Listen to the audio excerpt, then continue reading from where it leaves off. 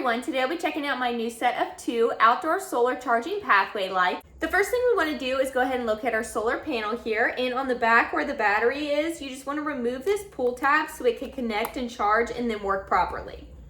Now we want to pay attention to our controls. By pressing this button, we can switch between the warm, cool, and off modes. Our knob on the other side is where we can adjust the brightness between 20 and 50 lumens.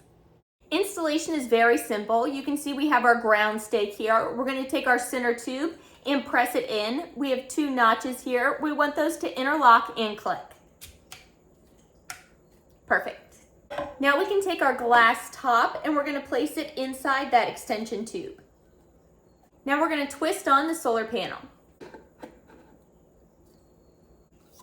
And we're ready to install. Just remember, when inserting into the ground, you want to insert via the pull and our little tab right here, not pressing on the solar panel at the top, just so we don't damage our product. Now if you want to check which color you're on, but it's daytime, simply place your hand over the solar charging panel and you can toggle between those 2 different light modes so it's perfect when the nighttime comes. When fully charged, these will last 14 hours under 20 lumens, 10 hours under 30 lumens, 7 to 8 hours under 40 lumens, and 6 hours under 50 lumens. These are equipped with a new design shape, providing better stability and sturdiness. They also feature an anti-corrosive stainless steel tube and an antioxidant aluminum spike structure that makes these outdoor solar pathway lights last a long time.